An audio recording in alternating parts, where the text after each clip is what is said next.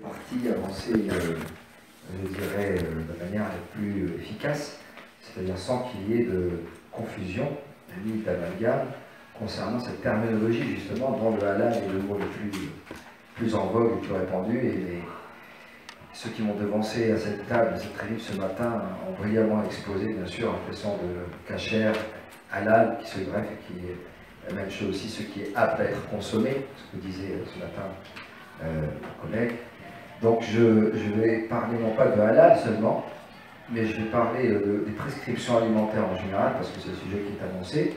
Et pour ce faire, il convient de définir quelques termes qui sont très répandus depuis plusieurs siècles, mais qui n'ont pas la même définition et pas le même champ sémantique.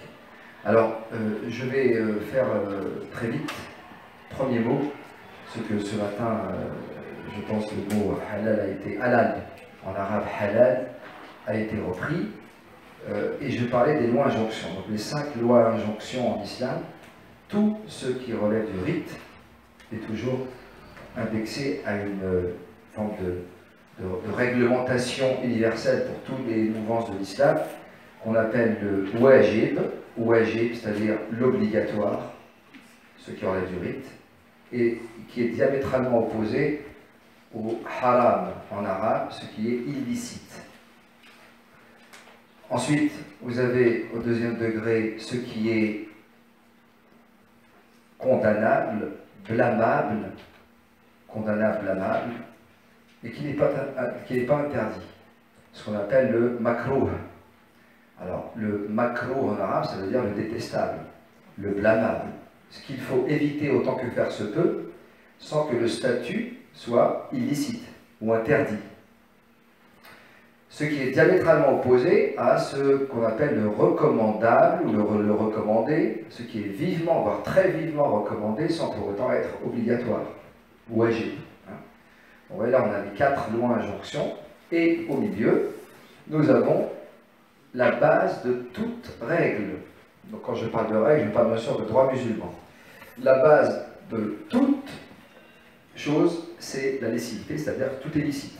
Tout est permis jusqu'à preuve du contraire, en fonction des sources scripturales de l'islam, qui sont 2.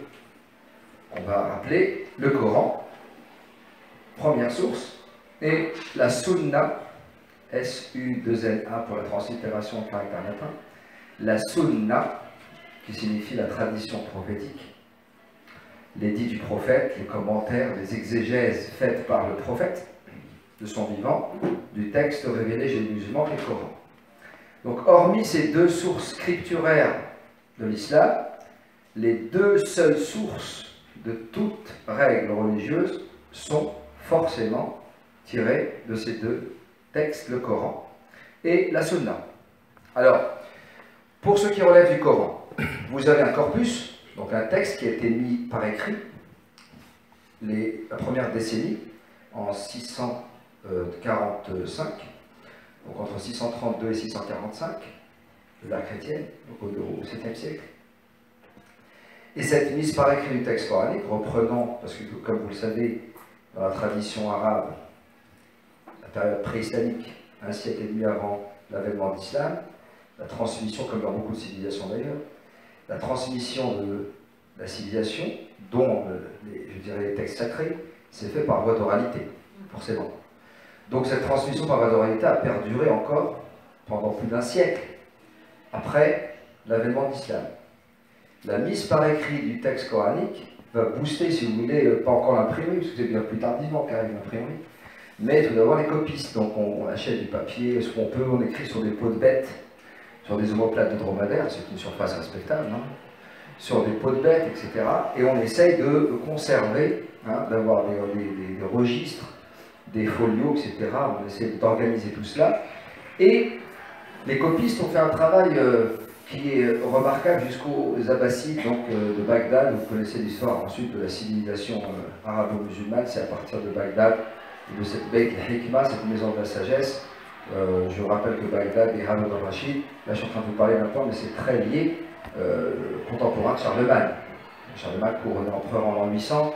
Haroun al-Rachid en Occident, c'est des liens étroits, que ce soit sur le plan scientifique, mais d'abord, surtout, sur la transmission des savoirs et les échanges je dirais, scientifique.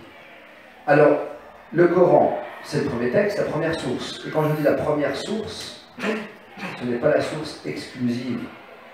Et tous les problèmes commencent là.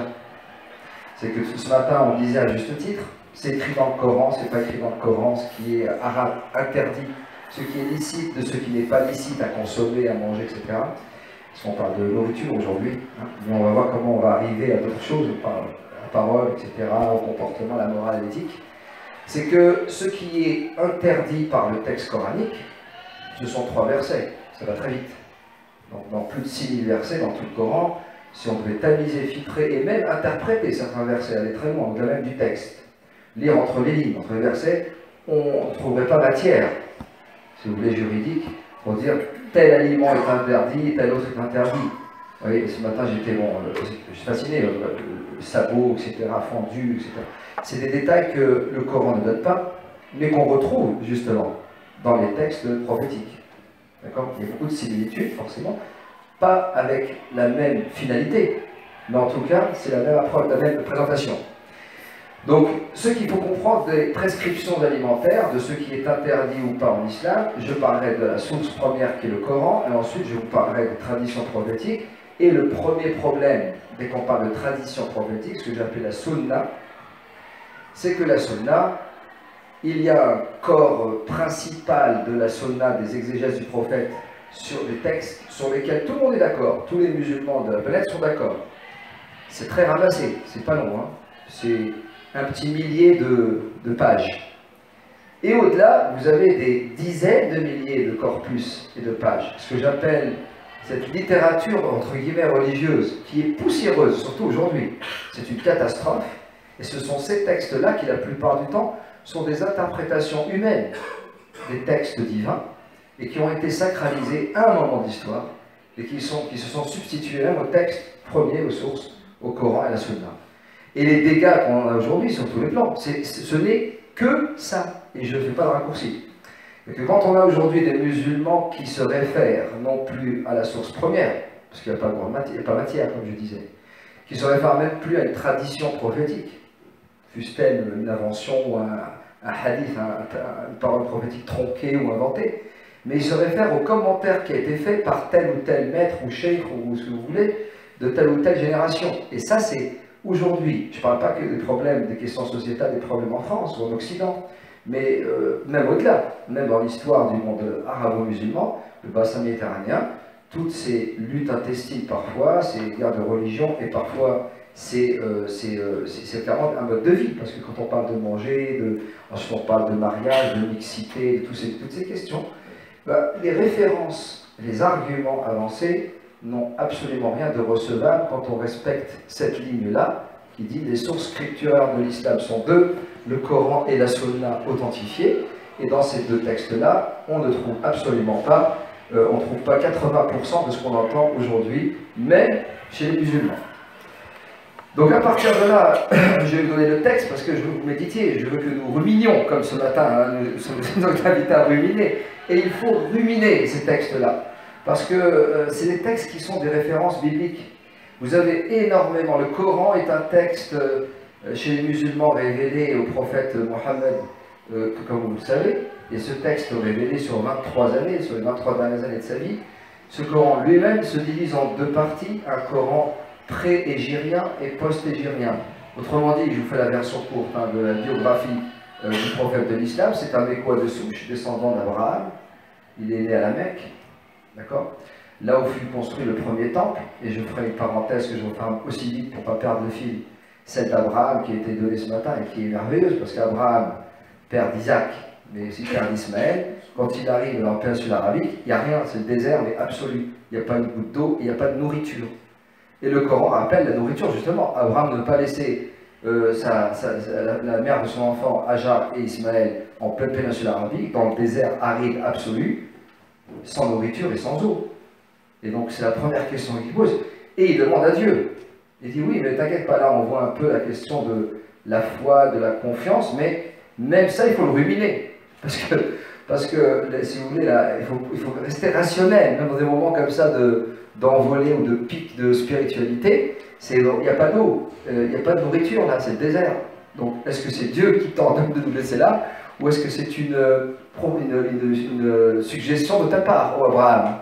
Et donc là, on connaît le miracle de Zamzam, de cette eau bénie de la Mecque, mais on connaît aussi, surtout, le miracle de la nourriture. C'est que les tribus, les nomades et les bédouins se sont très rapidement installés. C'est ce qui a laissé Abraham, qui est resté très rationnel, malgré le fait que ce soit un commandement divin, pas laisser sa femme et son enfant sans nourriture en plein désert. C'est une parenthèse parce que le Coran le mentionne justement. Hein. C'est que la bénédiction, une des bénédictions de Dieu qu'on retrouve, et c'est une référence qui n'est pas coranique, c'est extra-biblique.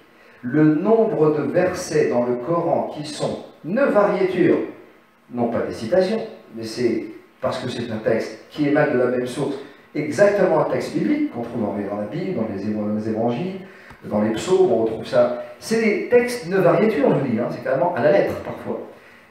Ça rappelle que ces prescriptions alimentaires, il est normal qu'il y ait des points communs, plus que des différences. Alors, comme vous le savez, donc la plupart des religions, l'islam, c'est des prescriptions alimentaires formulées par les deux sources que je viens de vous donner, donc le Coran et la Sunna, vous aurez bien compris. Beaucoup de similitudes avec le judaïsme, hein, évidemment. Le verset de la sourate des abeilles, en arabe, la sourate 16 du Coran, parle de manière très générale. Et c'est ce verset qui introduit un petit peu la nourriture licite. Et c'est comme ça qu'il faut la comprendre. C'est manger, donc dit le Coran, manger donc ce que Dieu vous a attribué de licite et de bon.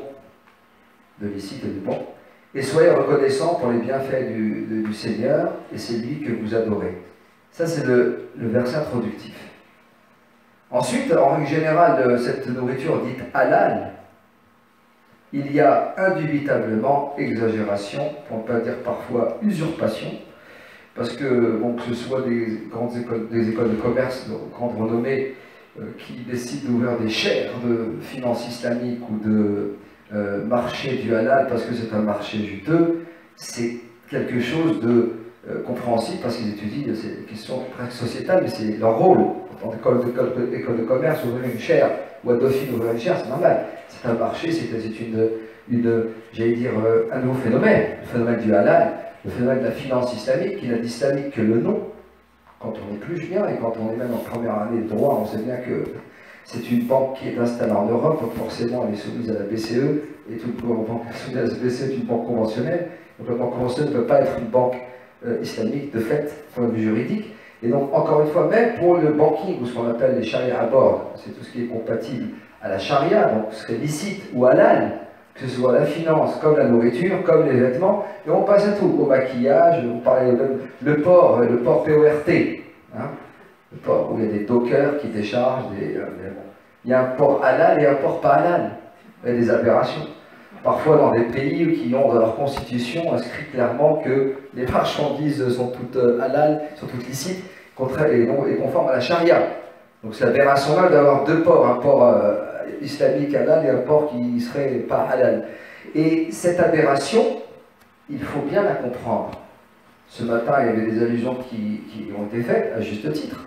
Mais aller jusqu'aux brosses à dents, composition, jusqu'au maquillage, aux bonbons et à la gélatine, les fraises tagada, des carambars avec des mentions ajoutées, attention, parce que là, c'est plutôt les écoles de commerce qui vont vous répondre avec beaucoup de chiffres et de statistiques, plus que moi. En tout cas, allons à l'essentiel. Je disais, au verset coranique, il est dit, concernant les nourritures, tout le monde sait que les musulmans ne mangent pas de porc, de cochon. Le pauvre porc, cochon, l'animal, est un animal qui est défendu de haïr comme n'importe quelle autre créature, ce qui a été dit ce matin. Le cochon, c'est la citation, le cochon est bon, hein, mais la question de licite ou illicite, c'est qu'une énumération dans le Coran, une énumération. On retient de cette énumération le cochon. Alors, la formule, enfin le verset que je vais vous citer est le suivant. C'est un verset qui est dans la table servie, une sourate, la table servie. Vous sont interdits, au pluriel, la bête trouvée morte, le sang, la chair de porc. Donc là, j'ouvre une parenthèse concernant l'animal. et le cuir ou la peau de bête, etc., tout ce qui est tanné, pas tanné, les juristes se régalent avec des détails, parfois enfin, des choses invraisemblables. Mais l'animal en tant que tel n'est pas un animal illicite. C'est la consommation de sa chair. D'accord, dans le texte. Voilà. Ce sur quoi on a invoqué un autre nom que celui de Dieu, donc c'est l'immolation, le sacrifice. Donc une bête qui est immolée, mais qui est immolée pour soit sans nom. On abat la bête simplement. Donc ça, c'est clairement illicite. La bête étouffée. La bête étouffée ou torturée, qui a une mort douloureuse dans ce sens-là, donc sans qu'il y ait la mention de Dieu. La bête assommée ou morte d'une chute, ou morte d'un coup de corne. Et celle qu'une bête féroce a dévorée, bon, mentionné également ce matin, vous sont interdits. Ainsi que ceux qui étaient immolés sur les pierres dressées, ainsi que de procéder au tirage, par tirage au sort, au moyen de flèches, ça c'est les flèches divinatoires et toutes les amulettes, et tout ce qui bien sûr était associé à ces pratiques, non pas païennes, mais de polythéistes, c'est comme ça qu'on les mentionne entre guillemets, à la Mecque, parce qu'il y avait plus de 360 statues et idoles, des idoles, à la Kaaba, dans ce temple sacré des musulmans, avant que, enfin, au moment même où le Coran est révélé. D'accord. Ces idoles, ces pratiques d'idolâtres, les idolâtres sont présents et ce sont eux qui administrent, qui gèrent la vie de la Mecque. Bien, ça c'est le verset où il y a la plus longue énumération. J'ai compris que la viande de la chair de porc est un élément parmi les 10 ou 11 ou 12 ou 13 éléments qui sont illicites. Dans le même cadre, vous avez tout ce qui est jeu de hasard, tout ce qui, alors on rentre dans la morale et les comportements, qui est dans le même cadre. Donc quand c'est rendu illicite, les boissons enivrantes, alors tout le monde sait que le musulman ne mange pas de porc et ne boit pas de vin. Une erreur de traduction. Ce n'est pas le vin qui est interdit. Jamais le vin n'a été interdit. C'est faux. Ce qui est interdit, c'est les effets que peuvent produire n'importe quelle substance aqueuse, ou pas aqueuse, même inhalée. Tout ce qui fait perdre la tête, entre guillemets, est quelque chose qu'on appelle khamr en arabe. D'ailleurs, la racine en arabe kham, qui est mentionnée dans le Coran, c'est ni le nabil, ni le nabil qui signifie le vin, ni l'alcool, qui est le kuhul, les mots existent. Mais al-khamr, qui a par extension sémantique donné le fameux khimar, que vous connaissez. Le khimar, c'est ce tchador, par extension en arabe. C'est la même racine. Al-khamr a été appelé khamr parce qu'il recouvre, enfin, c'est métaphorique, parce qu'il recouvre l'entendement, les facultés mentales. Donc on ne se contrôle plus en fait, on perd ses moyens. On ne se contrôle plus, donc ça s'appelle khamr. Et ce n'est pas forcément une solution aqueuse, ce n'est pas forcément un breuvage. Tous ceux qui, donc même par analogie, là c'est pas mentionné de manière explicite, mais justement, tout, et c'est indexé, tout ce qui justement fait perdre à l'individu, et c'est comme ça que c'est presque dans le Coran, ses facultés donc, mentales, de réflexion, est quelque chose d'illicite. Vous voyez le raccourci fâcheux, le vin est interdit, l'alcool est interdit. Parce que ceux qui étaient bu à l'époque, c'était des formes, de la bière ou de la fermentation, c'était des formes de tonneaux, de cruches dans lesquelles ils mettaient des dattes, de l'orge, enfin des ingrédients en précision, mais les solutions avec le désert à l'époque, 50 degrés, cette fermentation, si vous voulez, les boissons enivrantes, certains vins, certains spiritueux aujourd'hui, c'est du jus d'orange devant ce qu'ils buvaient à l'époque. Donc forcément, l'interdiction même de ces boissons enivrantes en tant que tel que le vin, etc., ça n'a pas été interdit dans le Coran de manière, je dis bien, de manière violente. Il fallait une pédagogie, et c'est très important. Dans le Coran, on a deux phases. La première, l'interdiction des boissons enivrantes, s'est faite d'abord parce qu'il y avait des nuisances. Donc le verset coranique dit, et n'approchez pas la prière ou les lieux de prière, de spiritualité, n'approchez pas quand vous êtes ivre. C'est le premier verset, révélé tout d'abord au début. Donc les gens, boire ou s'enivrer n'était pas interdit. Parce que les gens découvraient déjà cette nouvelle forme de spiritualité. D'accord? Donc pourquoi? Parce que pendant la prière, il y avait des gens qui étaient un peu plus, je dirais, agités que d'autres et perturbaient la prière. Et donc le verset dit, et n'approchez pas la prière tant que vous êtes ivre. Donc quand vous retrouvez votre lucidité, vous pouvez approcher de prière. Et dans un deuxième temps, quand ça s'est très très largement diffusé, quand les gens continuer à boire, mais quand il y avait une incompatibilité, pendant le moment de la prière, et seulement pendant la prière. C'est là que le verset vient avec toute l'énumération qui regroupait en fait tous les problèmes de société qu'il y avait à l'époque. C'est-à-dire les gens qui dilapidaient leur argent dans les jeux de hasard, et les flèches divinatoires en sont le meilleur exemple. Donc les gens de hasard, les problèmes de société classiques. Hein. Donc l'énumération qui rend illicite dans le Coran, c'est la dernière, les boissons enivrantes, tout ce qui est enivrant, c'est en même temps les jeux de hasard, je vais vous donner la référence, les jeux de hasard, etc. C'est la même sourate. Et donc les jeux de hasard, on dirait aujourd'hui tout ce qui est la spéculation, ouais. Également les boissons enivrantes. Bien. Donc tout ce que je viens de vous dire, j'ai donné de manière exhaustive tous les versets qui mentionnent les interdits en islam, selon le Coran, la première source. Bien. Vous avez un verset qui clôture, qui ferme, qui termine tout ça et qui synthétise bien la chose. L'aspect de l'interdit. Si quelqu'un est contraint par la faim, alors Dieu est pardonneur et miséricordieux. C'est-à-dire que l'interdit, ce n'est pas un code de la route. Hein. Cet interdit-là, interdit dans le Coran, le haram, dit donc haram, ce que j'expliquais tout à l'heure. Ouais. Quand c'est un texte, vous avez 3 textes seulement pour dire ce qui est illicite. Et ce qui revient à dire que par défaut, tout est licite. Mais celui qui se trouve dans une contrainte, quelle qu'elle soit, lui-même doit prendre la décision, n'est-ce pas? Il consomme ce que Dieu lui a offert. Et donc là il y a une contradiction tout de suite avec certains traités hadiths, qu'on appelle les hadiths du prophète, que j'ai évoqué tout à l'heure, la fameuse sunna. Dans la sunna, vous avez des détails.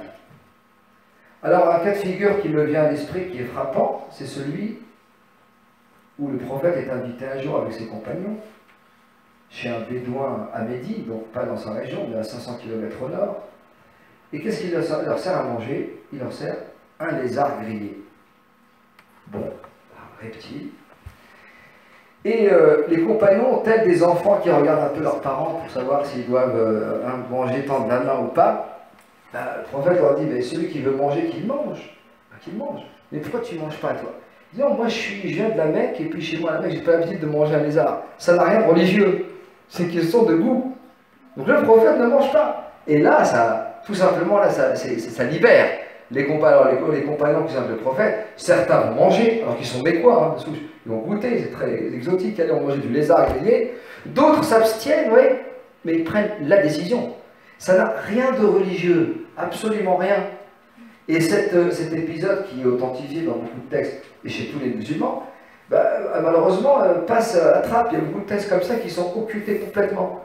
Des textes qui sont abandonnés, alors que c'est des textes fondateurs concernant l'alimentation. Ouais. Ici, il faut bien relativiser.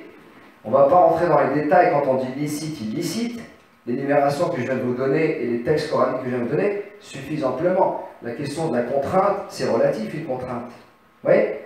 Mais la question de rendre illicite ce que Dieu a permis, c'est ça qui est très condamnable. Or, les commentaires qui ont été faits, et je parle sans exagérer, de 90% des commentaires, qu'on appelle les exégèses, les explications, des commentaires, des gloses, qui sont faites de ces versets. Vous vous rendez compte d'un verset comme celui que je viens de vous donner, qui fait l'objet d'un écrit de 400-500 pages. Il faut de la matière. Donc forcément, ça génère quoi? Ce sont des avis personnels.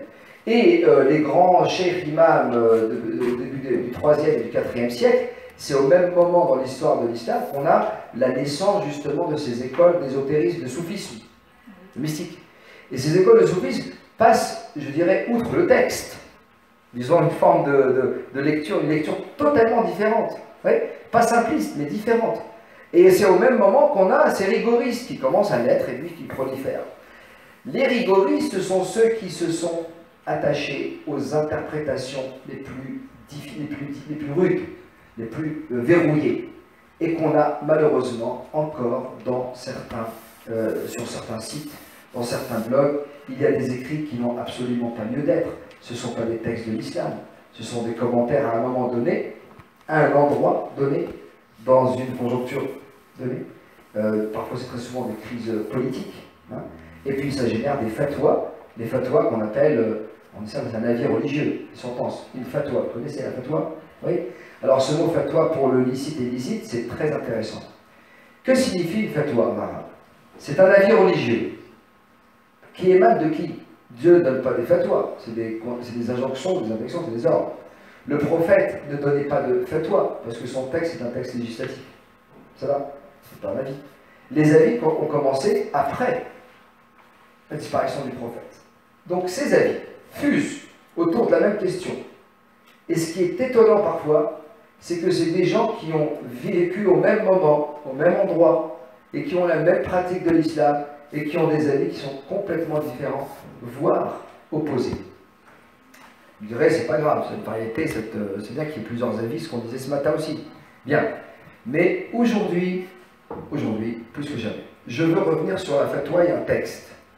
La fatwa, l'avis religieux, il est dans un texte scripturaire de la Sunna qui dit « Demande la fatwa à ton cœur, quand bien même on t'en donne et on t'en donne des fatwas. » Tu peux demander l'avis religieux à tous les érudits de la planète, c'est des avis, mais c'est toi qui dois prendre la décision et c'est toi qui dois donner la fatwa.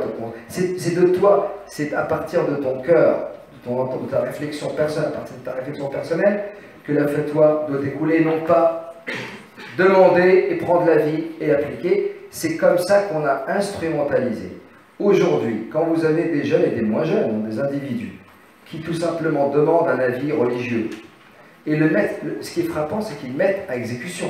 Ils appliquent à la lettre l'avis du dit religieux. Aussi érudit soit-il, c'est contraire même au principe de la fatwa. On s'inspire, on pose des questions, il y a des investigations, il y a une recherche. Et il y a ce qu'on appelait on rumine, hein, c'est quelque chose de personnel. Et on quitte de métaphysique aussi, ouais, le monde sensible, le monde intelligible.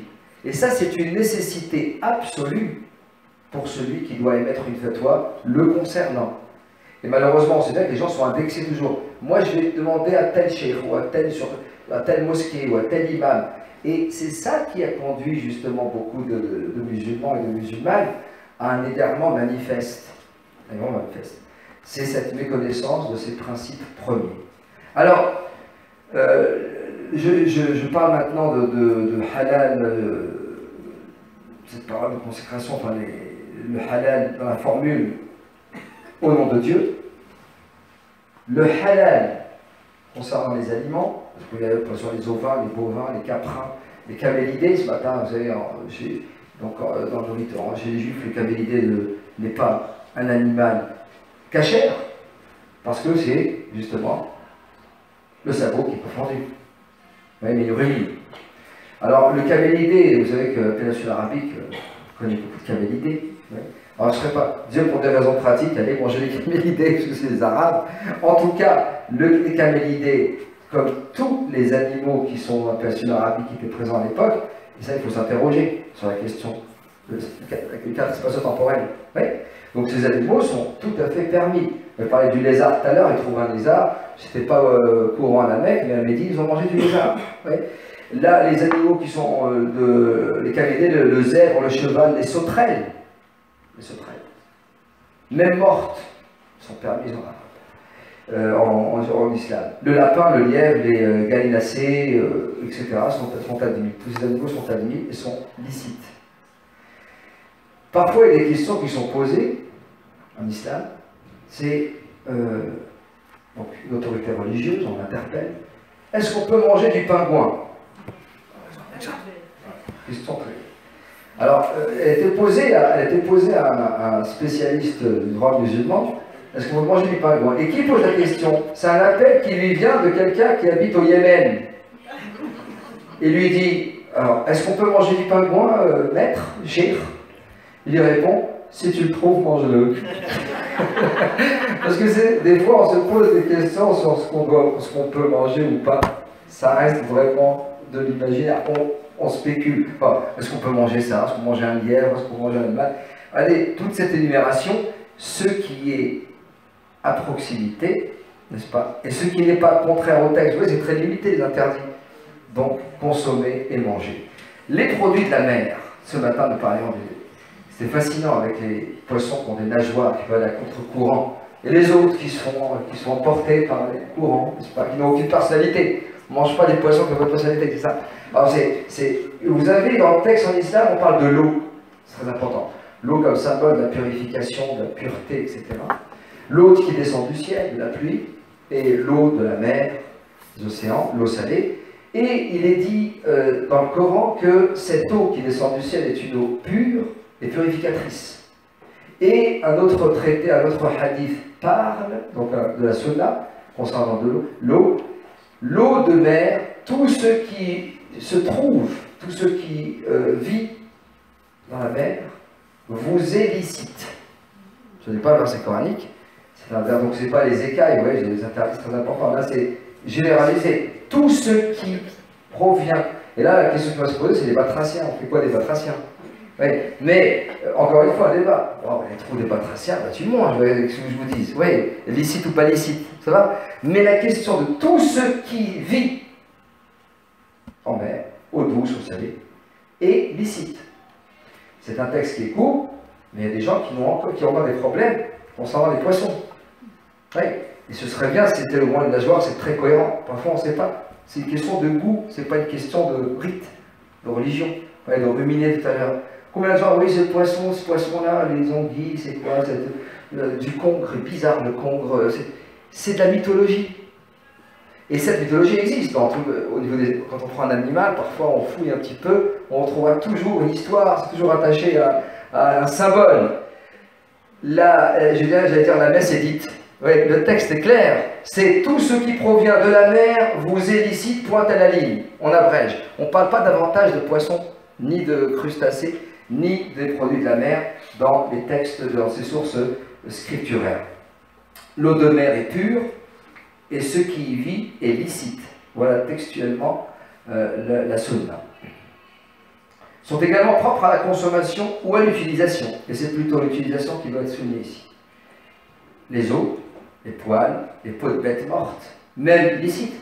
Une peau de porc, cuir de porc, dès lors que c'est tanné, parce que les juristes musulmans parlent de tannage, dès que c'est tanné, la peau devient licite. À l'utilisation est permise dans le rite, quelle que soit cette peau. Ce n'est pas une question de la défense des animaux, ou bien c'est du porc, donc par symbolique, consommer la chair de porc est illicite, donc porter une veste en cuir de porc ou en croûte de porc serait une forme de, je dirais, de péché. C'est ça. Et dans l'esprit, on l'a. Il y a beaucoup de gens qui vivent comme ça. Qu'est-ce que c'est que ça? C'est un joli manteau qui me plaît. Et c'est quoi? Croûte de porc. C'est de porc. Et vous vous rendez compte jusqu'où ça va?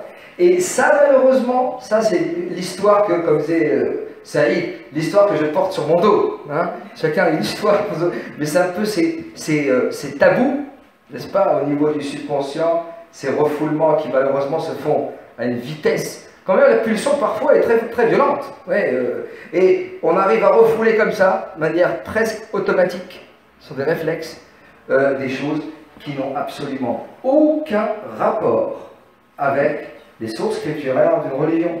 Là, on parle de l'islam.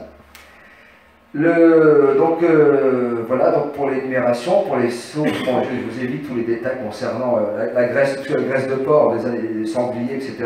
Bah, ceux qui commercent, il y en a qui commerçaient avec la graisse de porc, ils gagnent l'argent gagné, les bénéfices, c'est pas illicite. C'est pas parce que consommer la chair de porc est interdit ou illicite que tout le cosmos, entre guillemets, du porc ou du cochon devient de facto interdit ou illicite. Les animaux, alors on a les dérivés, donc ce qui est interdit, les interdits également mentionnés, non pas dans le Coran, mais mentionnés dans les sunnas, donc forcément tout ce qui est les animaux décrophages, les félidés, le mulet, l'éléphant, le singe, les oiseaux carnassiers, et en général tous les omnivores, si vous voulez, d'accord, sont strictement interdits. Ensuite, alors, ce que j'évoquais tout à l'heure, c'est-à-dire quand il y a une association entre deux aliments, un licite et un illicite, et c'est une règle qui est je dirais, à méditer, c'est la fameuse jarre de beurre dans laquelle on trouverait une souris morte. Ah, du beurre fondu dans laquelle on trouverait une souris morte. Ah, les juristes, oui, excusez-moi, hein, vous êtes peut-être en phase de digestion, vous commencez l'après-midi. Je suis navré de cet exemple. En tout cas, les avis divergent. Parce que c'est encore une fois non pas une question de culte, de religion, de lycée, absolument, c'est une question de... C'est les gens qui veulent goûter, vous avez compris, ça n'a rien à voir avec la religion. Des jurisconsultes ont dit, oui, mais c'est une souillure matérielle, dès lors que c'est du beurre fondu, donc forcément sans faire d'analyse chimique, hein, oui. Mais bon, forcément, il y a eu, donc, pas forcément contamination, prolifération de bactéries ou autre, mais un contact. Donc, par mesure préventive, on évite. Mais ils n'ont jamais parlé de licite ou illicite. Pareil pour les autres qui ont dit ben, celui qui peut, il enlève la souris, il consomme le beurre, il n'y a pas de problème, hein, vous la question. Et c'est ces réponses, moi je veux que vous compreniez que la majorité des textes qui circulent sont non pas des textes sacrés ou des commentaires sacrés de ces sources scripturaires, ce sont des avis, parfois, c'est vraiment un peu des histoires de carambars ou des discussions de forum parfois. Et quand on sacralise les discussions de forum et qu'on en fait carrément des codes de loi, c'est ça qui conduit à l'inévitable. Des médicaments maintenant. Alors les médicaments, question importante. Vous savez, s'il y a des cardiologues parmi vous, mais en cardiologie, la science a beaucoup évolué comme dans beaucoup de disciplines, mais au niveau du cœur, il y a, au niveau des valves, des parties de ces greffes cœur qui se font avec des valves de porc. Bien. Il y a un monsieur qui s'appelle Monsieur Mohsin. Monsieur Mohsin. Dans les années 2000, fin 90, qui se fait opérer, qui est musulman, traditionnaliste, qui ne connaît pas forcément les textes scripturels, et qui, les chirurgiens l'ont sauvé avec les transplantations cardiaques, qui ont enlevé les valves. Et c'est son ami qui est présent, qui discute avec le chirurgien, qui lui explique « Ah, voilà, tu as une deuxième vie maintenant, Mabrouk, hein, félicitations, c'est bien !»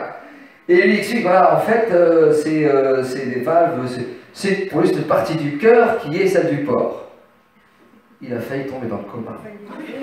Est-ce que vous vous rendez compte? Non, mais c'est pour vous dire, il a failli tomber dans le coma. Donc, on lui a sauvé la vie. Et puis le seul mot qui l'a interpellé, c'est comment? Mais il me dit, mais je préfère mourir qu'avoir du porc en moi. Est-ce que vous vous rendez compte de cette réponse? Et de l'impact qu'elle a pu avoir chez le chirurgien, qui a compris. Mais aussi, c'est un exemple parmi tant d'autres.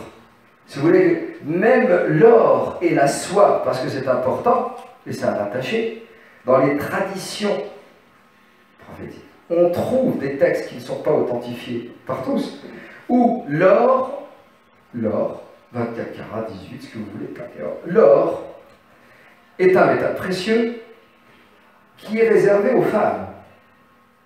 Entendez bien. Et que les hommes, eh ben, Dieu leur a réservé l'or au paradis. Deuxièmement, la soie. La soie est également un vêtement qui est réservé aux femmes. Donc vous trouverez dans la tradition, j'ai bien la tradition, vous entendez bien, l'or est banni chez les hommes, ainsi que la soie. Ils ne portent pas de soie, vêtements en soie, ni ne portent d'or. Mais quand il y a chez les chirurgiens orthopédiques, parfois bien sûr proposent, ou des dentistes, des solutions médicales en or, c'est pas une question de contrainte, oui, c'est une question de bon sens.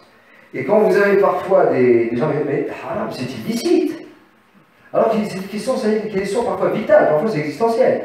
C'est là où il y a une aberration entre l'impact qu'a le mot illicite, halal, haram, interdit ou licite, dans l'esprit de beaucoup de musulmans et de musulmanes, et même de musulmans qui regardent, qui entendent, qui vivent autour avec eux, et qui sont tout simplement consternés à juste titre. La tolérance, le principe de tolérance par précaution, en envisageant un cas où musulman serait dans un pays où il n'y aurait que ces produits interdits. Voyez, avec son tolérance. C'est une question pour certains de contrainte, une question de tolérance, mais in fine, c'est quoi? C'est une question de bon sens. Oui, une question de bon sens. Dieu ne va pas rentrer dans les détails des interdits de la vie de tous les jours en fonction de la mobilité géographique, des déplacements des gens. Ouais. Et ça, c'est important donc à noter. Enfin, en ce qui concerne les fruits désignés dans le Coran, qu'on appelle thimar, racine comme en hébreu, al-thimar, tamari, encore fakihatun, les fruits, il n'y a aucune contre-indication. Aucune. Aucune. Alors pour le Coran, les légumes sont symboles d'abondance, et là on fait encore une référence biblique avec Moïse. Moïse, quand il arrive en Égypte, donc le Coran dit, et rappelez-vous, quand vous dites ô Moïse, Moussa en arabe, ô Moïse, nous ne pouvons plus tolérer une seule nourriture en Égypte. Prie donc ton Seigneur pour qu'il nous fasse sortir de la terre ce qu'elle fait pousser de ses légumes, ses concombres, son blé, son ail, ses oignons. C'est mentionné dans le Coran, sorte que la variété des légumes, des fruits, tout ce qui pousse de terre. Donc tout cela est licite sans la moindre restriction, ce qui est tout à fait compréhensible. Et maintenant, dans l'illicite, là où on s'y attend le moins, je vais vous parler d'un aliment qui soit liquide ou solide, peu importe, mais qui est licite. C'est un élément qui ne t'appartient pas. Et là, on commence déjà une autre partie. Donc, ce qui ne t'appartient pas, celui qui aurait été volé, par exemple, est interdit. Quelque chose qui ne te revient pas, que tu as acquis avec de l'argent qui est obtenu illicitement, de manière illicite. C'est la nourriture. Quand elle est halal, elle n'est pas là, elle est illicite, elle est haram. Et là, il y a tout de suite là, le rapport entre halal et haram. Là, on ne parle plus de halal avec la même manière, c'est une autre approche. C'est la principale approche, c'est le nerf névralgique, c'est la colonne vertébrale, c'est le talon d'Achille. C'est comme ça que ça doit être. La question de c'est pas l'éthique, c'est une morale. Cette morale qu'on a, c'est la question de licite commence déjà par le moyen d'acquisition de cette denrée alimentaire ou de ce repas ou de cette boisson. D'accord ? Donc dans cette pratique de nourriture prohibée, etc., comme je le disais, il faut toujours revenir à l'interdit, ne pas transgresser, donc dans le texte c'est la transgression de la limite du haram, de l'interdit, n'est-ce pas? C'est ça qui, tout simplement, est rédhibitoire, parce que ce n'est pas l'aliment en soi qui peut être illicite, mais c'est la manière avec laquelle on l'a acquis. Bien, alors je vais, pour éviter d'être trop long, je vais vous laisser la parole pour rebondir sur vos questions, parce que le texte que j'ai fait 58 pages, et je risque de déborder sur le texte, surtout de ne pas être forcément dans l'intitulé qui est nourriture selon l'islam licite, haram, les prescriptions alimentaires.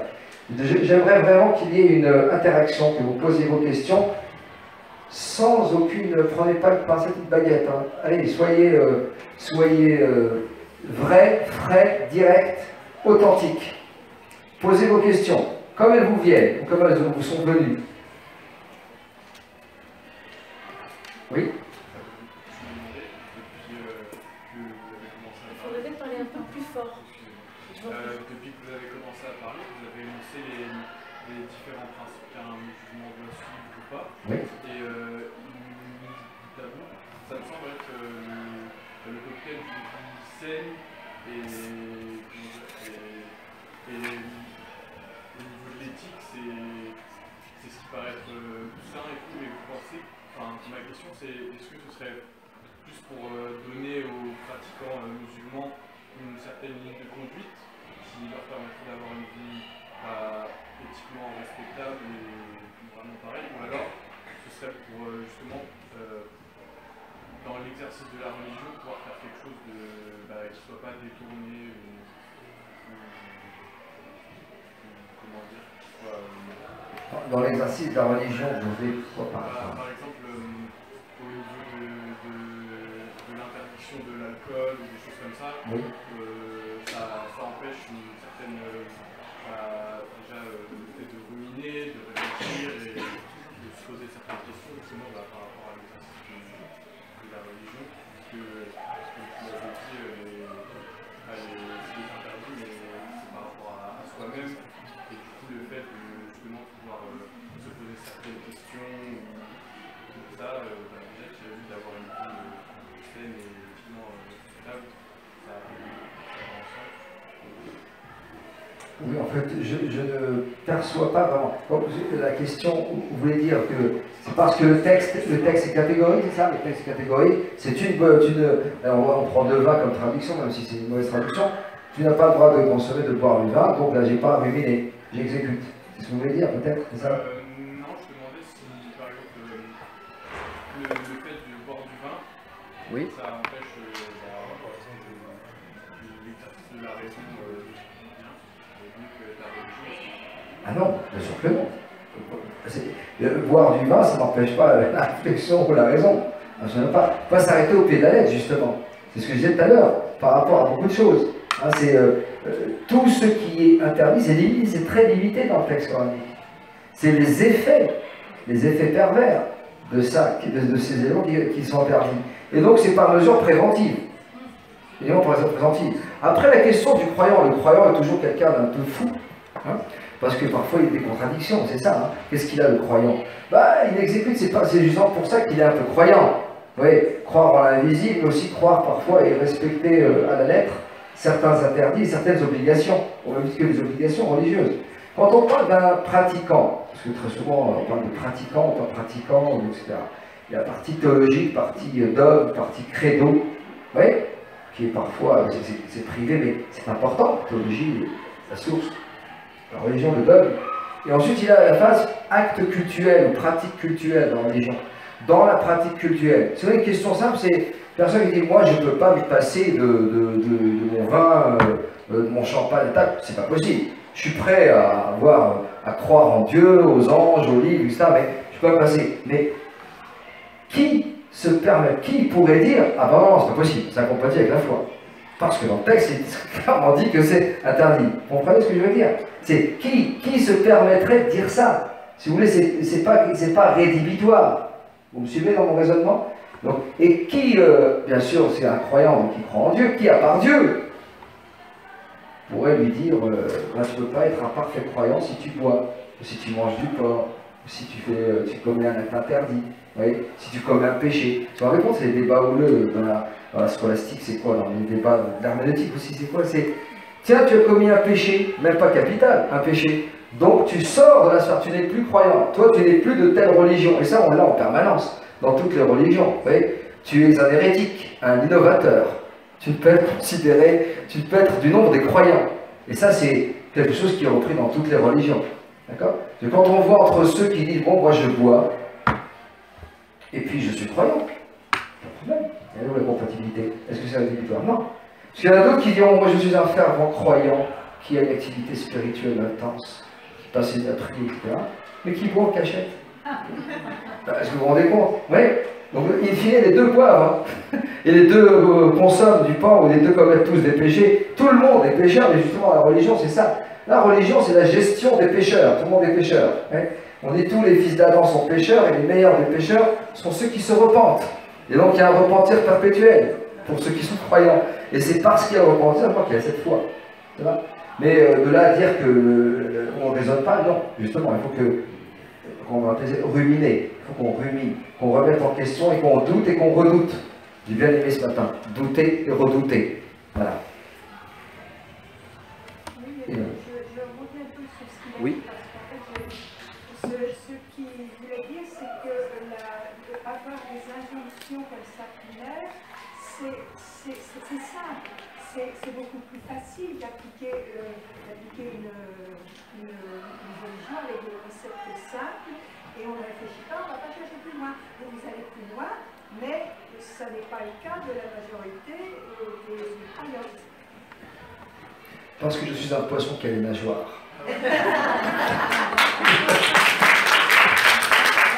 Oui, mais c'est pas celui qui crie le plus fort qui a raison.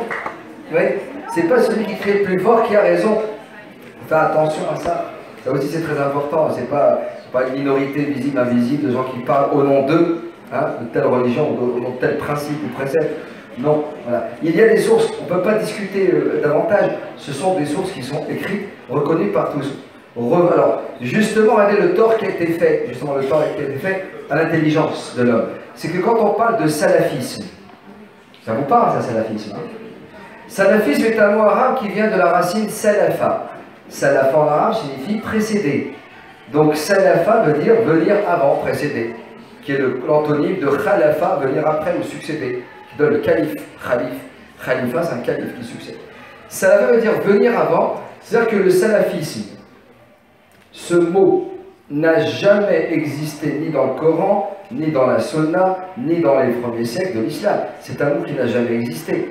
C'est un mot qui est arrivé au bout de la 3e génération, après l'avènement de l'islam, pour tout simplement, auprès des rigoristes, hein. Vous savez, c'est ce qui est fascinant et en même temps troublant, c'est de voir comment, à l'époque de la mise par écrit du Coran, donc l'avènement de l'islam, le prophète et ses compagnons, ensuite il y a les compagnons des compagnons, et des couples comme ça dans les générations au niveau de la transmission de l'islam. Il y a le Coran qui est révélé, il y a le prophète avec ses compagnons, femmes et hommes, ensuite le prophète meurt et donc laisse cet héritage aux compagnons, plus élevé d'entre eux, et ensuite les compagnons transmettent aux compagnons des compagnons. Ok? Ça fait 3 générations. Ça va?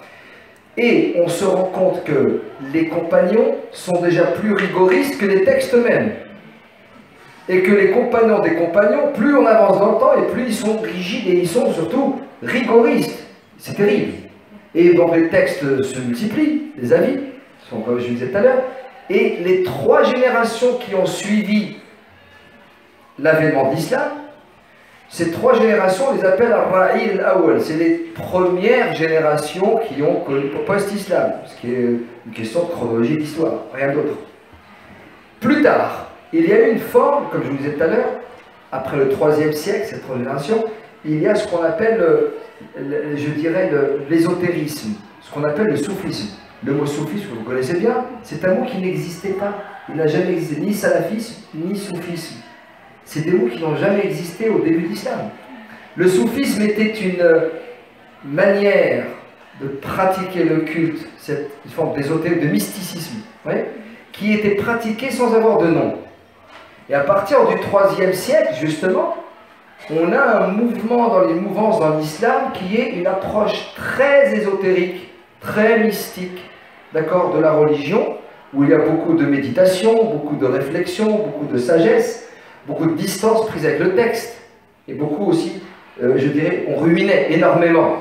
Et c'est en même temps que ces activistes rigoristes sont arrivés au paroxysme, c'était le summum du rigorisme. Et c'est à cette période-là qu'on évoque les premières occurrences de salafisme, mais pas dans le sens qu'on connaît aujourd'hui, pire encore, c'est il nous faut revenir aux sources. Salafa veut dire revenir avant, revenir aux sources. Ça veut dire revenir, on fait marche arrière, 3 générations arrière. Et donc, il nous faut revenir à la pratique de l'islam qui est maintenant déformée, biaisée, allégée, qui est trop light. Et il faut qu'on revienne aux sources, aux fondamentaux. L'intention était bonne, évidemment, diront les historiens. Revenir aux sources, pourquoi? Pour éradiquer toute forme d'innovation, d'hérésie, patati patata. Ok? Parce qu'il y a eu trop d'innovation et on a trop dévié. À partir de ce moment-là, vous avez cette première querelle qui reste encore, qui existe toujours, entre, non pas les laxistes, mais ils sont taxés de laxistes par les rigoristes, forcément, c'est des extrêmes. Ceux qui ont une approche mystique de l'islam, une spiritualité, ils sont épanouis, ils sont équilibrés, ils font ce qu'ils veulent de leur life, de leur vie. Mais ils sont tout de suite vus par les rigoristes comme étant forcément des laxistes, des hérétiques, des innovateurs, des gens qui ne seront que des bûches pour l'enfer, etc., etc. Et ça, c'est classique. Et forcément, les autres, très sensibles, vont voir ces rigoristes comme des fascistes, terroristes, fondamentalistes, etc., qui ne voient que l'illicite. Ils ont un scale des textes religieux, ils ne mettent la lumière que sur ce qui est interdit. À telle enseigne que leur vie, parfois, on se dit, mais ils ne vivent que d'interdit. Mais ils sont frustrés. Hein, ils sont frustrés. Parce que leur religion, c'est la vie. C'est l'impression qu'on a. Il y a les musulmans, oui. Pratiquants, oui. Le pauvre. C'est comme s'il n'avait aucune source, pas de spiritualité, c'était les interdits.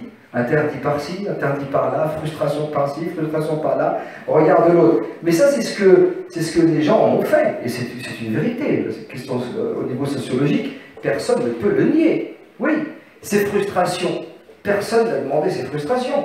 Ce rigorisme, personne ne l'a demandé ni appelé. Oui, mais c'est cette méconnaissance des textes, et surtout que je dirais, ce rigorisme dans ces textes, cette littérature religieuse du rigorisme, elle a été diffusée très largement Et très tôt, à travers quoi? Les traditions.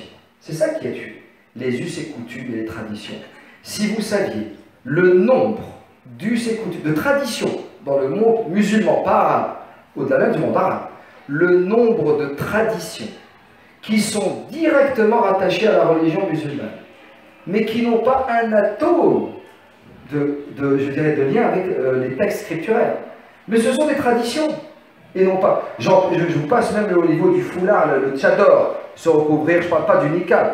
Tout cela, ce ne sont pas des inventions, ce sont des traditions qui existent, des traditions au sens propre du terme. Mais en rien elles ne figurent dans le texte coranique, en rien ne figurent dans les sunnas. C'est ça qui est dramatique. Et j'en passe. Tout ce qui est des châtiments corporels, tout ce qui est des questions qu'on a aujourd'hui très souvent, on entend parler pratiquement tout le temps. Attention à ne pas mélanger. Et ce que j'ai tout à l'heure, comme les personnes qui refoulent, même musulmans pratiquants, qui ont ce refoulement systématique et rapide, ouais, refoule, etc. C'est tabou. C'est à travers, c'est l'éducation. Ce sont les traditions, le respect des traditions. Les traditions ne sont pas un élément forcément négatif, loin de là. Loin de là. Mais il faut gérer. Le croyant, le musulman croyant pratiquant, mélange très souvent entre, surtout en Occident aujourd'hui, avec cette deuxième, troisième génération, entre ceux qui relèvent de la religion, qui a été, je dirais, dans l'éducation, et ceux qui relèvent de la tradition. C'est un problème. Hein, c'est un problème. Bien. D'autres questions? Je vais laisser la parole peut-être. Oui, jeune homme. Vous avez parlé de contrainte. Oui. Pardonner et miséricordieux si quelqu'un agissait sous la contrainte. Mais cette contrainte, est-ce qu'elle a une limite? Je veux dire, s'il n'y a pas de limite à la contrainte, on ne pourrait jamais vraiment respecter les bases fondamentales de la religion et toujours agir en disant qu'on a été contraint de le faire. Oui, mais justement, celui qui peut, je dirais, statuer sur la contrainte, je suis contraint ou pas, c'est l'intéressé lui-même. Personne ne peut. C'est une question de responsabilisation, enfin, on responsabilise. Oui, c'est ça un peu aussi la religion, enfin la pratique, c'est que chacun est responsabilisé. On est responsable de ses actes. Vous avez compris? Donc on ne va pas attendre que les gens autour de vous, vos amis, le rabbin, le curé, le prêtre, l'imam, le cadre, non, c'est bon, tu es dans une contrainte, vas-y. Non, c'est très important. La question de qui appuie sur le bouton. C'est votre destin, votre cheminement, votre devenir, c'est vous qui devez prendre, je dirais, cette décision, et c'est vous qui estimez si vous êtes dans la contrainte ou pas. Chacun ses limites.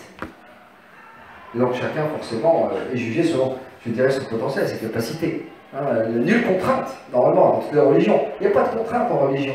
C'est une règle d'or, un des principes fondateurs.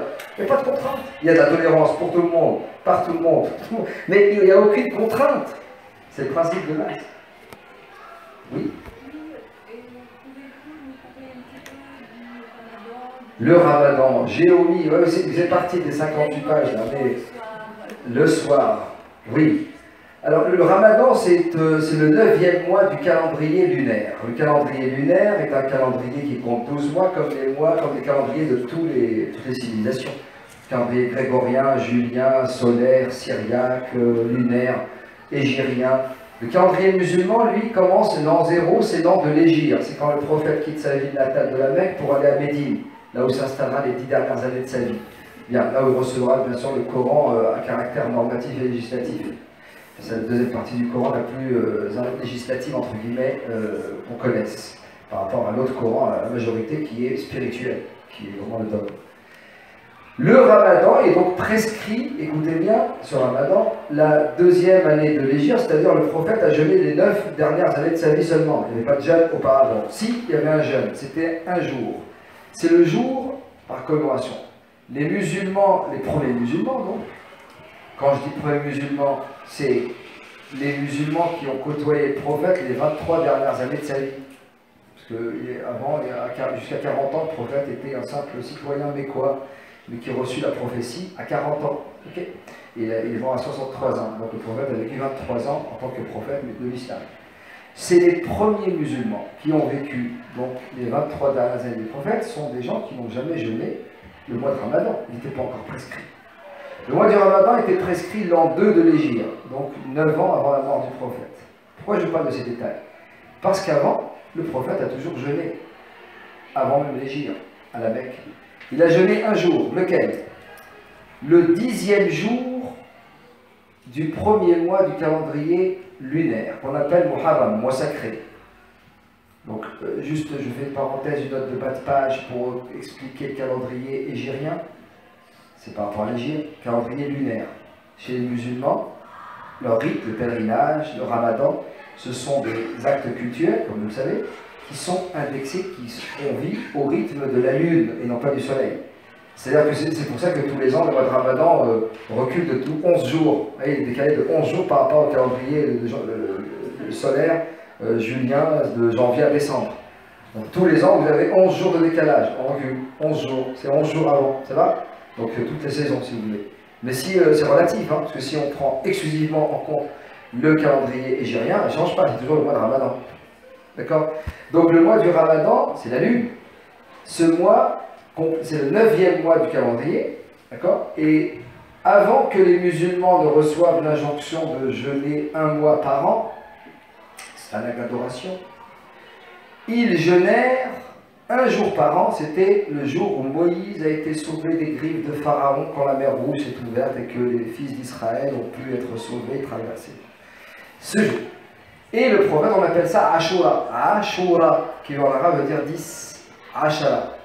Ashura, c'est le 10e jour du premier mois du calendrier lunaire. Muharram, équivalent de janvier quoi, pour le calendrier solaire.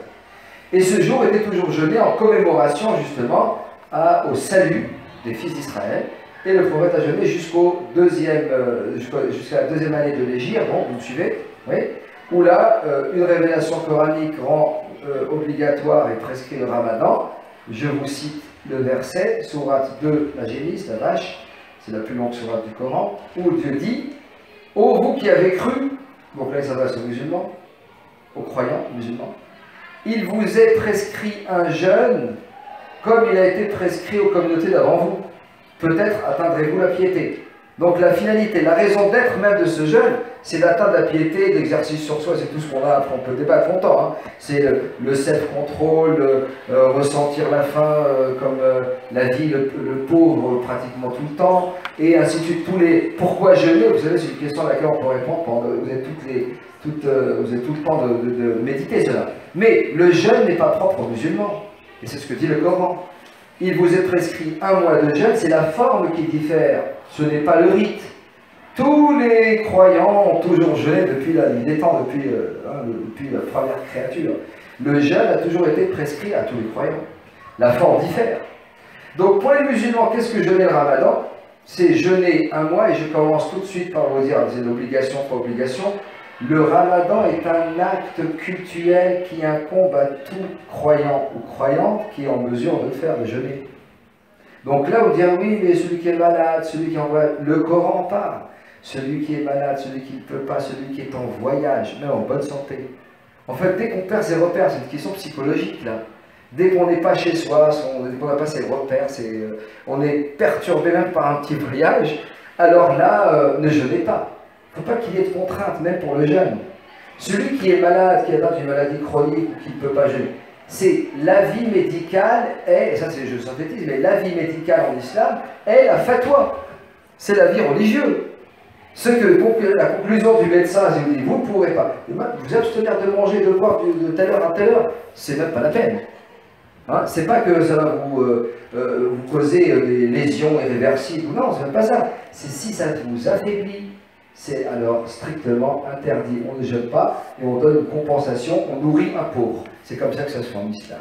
On nourrit un pauvre. Donc jeûner, ce n'est pas forcément s'abstenir, mais c'est partager, donner, faire cette charité qui incombe à toute personne qui ne peut pas jeûner. C'est dans l'esprit, c'est le ramadan, le véritable croyant, modèle, pieux ou pieuse, celui qui s'abstient de manger, de boire et d'avoir des relations charnelles, du soleil, toucher du soleil. Raccourci, résumé. Ça, c'est une forme. C'est une des formes du jeûne. Ouais. Le jeûne, c'est 30 jours ou 29 jours, parce que les mois lunaires comptent combien? 29 ou 30 jours. Jamais 31, jamais 28. Donc, un calendrier lunaire, hégirien en islam, le mois fait soit 29 jours, soit 30 jours. On observe la lune. Donc, la veille, pour voir ces calendriers lunaires. Maintenant, avec la technologie, on arrive à calculer, on va savoir à l'avance, heureusement. Et ça, rien que ça fait débat. Vous vous rendez compte? Vous avez entendu parler certainement ces dernières années. on a des scientifiques à la NASA qui vous disent oui, la Lune, la naissance de la Lune, donc demain c'est le calendrier. Il y a des gens qui aujourd'hui vous disent non. Le texte dit il faut observer avec ses yeux. Donc j'attendrai la veille pour voir si la Lune apparaît. Donc forcément, vous vous rendez compte, c'est encore une lecture qui existe. Ce sont les avis qui aujourd'hui demeurent entre ceux qui sont, non pas des scientifiques, mais avec du bon sens. Si on arrive avec des outils, aujourd'hui avec la technologie et avec les équipements dont est dotée la NASA, on ne peut pas s'inquiéter. On veut savoir à la seconde près, à la milliseconde. Donc oui, alors ici, pour cette partie du globe, la Lune est visible ou pas visible. On l'a scientifiquement, on peut établir un calendrier à l'avance, oui, mais d'autres sont très cramponnés à la corde de la tradition. Ils disent non, c'est le charme de veiller le soir, la veille, et regarder s'il y a... Bon, le mois du Ramadan, c'est un mois de jeûne. Jeûner est-il obligatoire? Oui, pour celui qui peut. Celui qui ne peut pas n'a pas à jeûner, ne jeûne pas. C'est même, j'allais dire un crime ou un délit, c'est même une contre-indication, c'est presque un péché que de s'infliger cette torture du jeûne si on n'est pas en mesure de jeûner. C'est strictement interdit dans le hadith, dans la sunna. Il est interdit de se causer du tort parce qu'il y a des intégrités qu'on doit conserver. C'est des prescriptions, des finalités n'est-ce pas, de cette loi. C'est l'intégrité aussi, bien sûr, morale et physique. Et on se doit d'avoir une bonne santé, mais on se doit également, je dirais, de surveiller d'observer cette intégrité morale et physique. Bien. Est-ce qu'il y a des questions sur le jeûne? C'est bon, le haram, pas de haram dans le jeûne. Hein. Il n'y a pas de illicite dans le jeûne. C'est du lever du soleil, on s'abstient de manger et de boire, jusqu'au coucher du soleil où on rompt le jeûne. Alors, on rompt le jeûne avec des dates, avec de l'eau, les aliments. Beaucoup de gens vous diront, ah oui, quand on va rompre le jeûne en islam, il faut qu'il y ait de l'eau, des dates, ceci, cela. Mais ça, il faut vous adresser, si vous voulez, c'est plutôt une question, je dirais, médicale, pas médicale, une question de, comment on appelle ça, diététique, oui, mais médicale, mais rompre le jeûne avec ce que vous voulez. C'est une question de, ça n'a absolument rien avec la religion. C'est juste, on s'abstient avant le lever du soleil, et on rompt le jeûne le plus rapidement possible. Ça, c'est dans les textes religieux. On n'a pas à attendre le fervent croyant, modèle, pieux, qui dit « Moi, j'ai envie de jeûner un peu plus ce soir. Je vais veiller jusqu'à minuit. » C'est pas grave.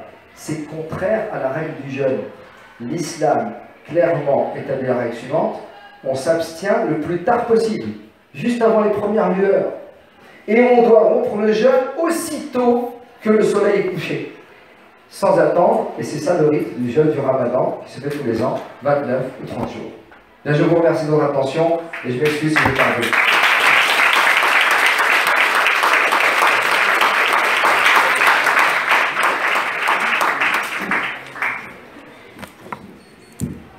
Et donc nous allons poursuivre cette journée avec notre dernière intervention de Brigitte Culioli. Donc, Brigitte Culioli est médecin à la CMPP, psychothérapeute et psychanalyste. J'ai dit ah oui, c'est une erreur sur la fiche, ça. Petite coquille. Donc médecin au CMPP, psychothérapeute et psychanalyste, et membre de Actualité de la psychanalyse à 3. Et Brigitte Culioli va nous parler de se nourrir de l'autre, se nourrir avec l'autre, rôle du manger dans les processus de filiation et d'affiliation. Oui.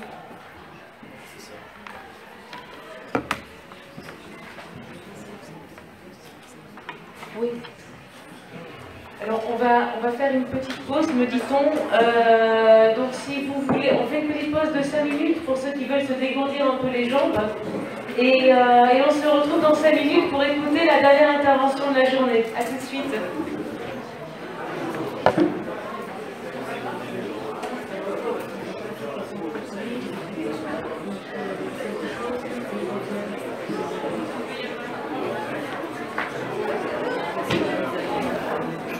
Ça.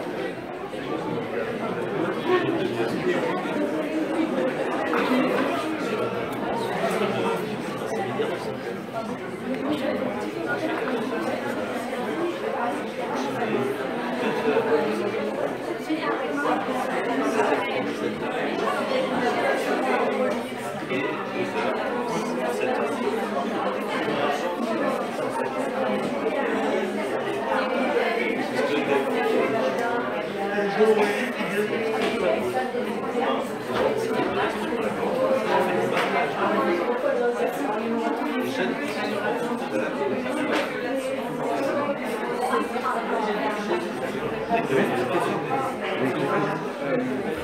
Donc, je me questionnais, je peux faire une parenthèse par rapport à un animal en particulier, un reptile, le serpent.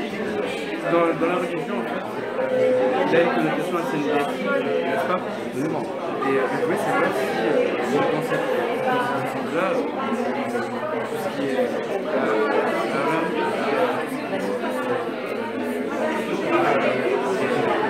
et cachère, est-ce que c'est possible ou pas?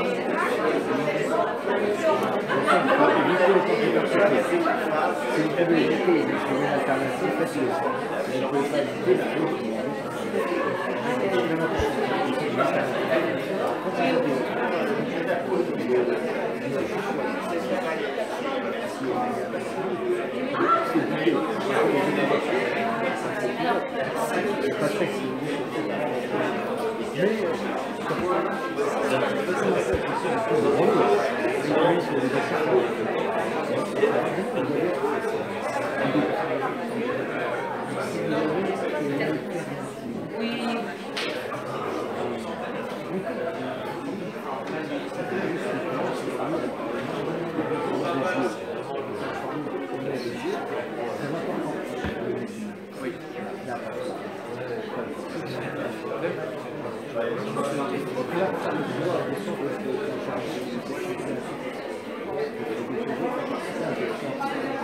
Non, imaginons oui, exotique, voilà. Voilà. Bien sûr. En fait, excusez-moi.